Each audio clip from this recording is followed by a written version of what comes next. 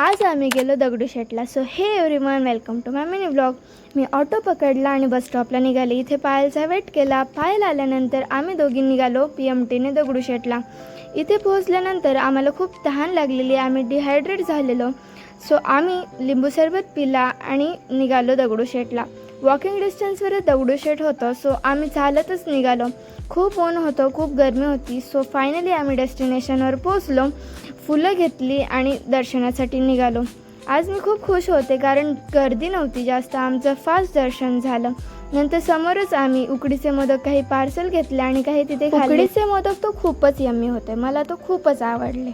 So आम्ही नंतर निघालो तुळशीबागेत. मी काही हेअर ॲक्सेसरीज बाय केल्यानंतर पायलने काही कुर्ती बाय केली आणि नंतर मला ही खूप कुर्ती आवडलेली.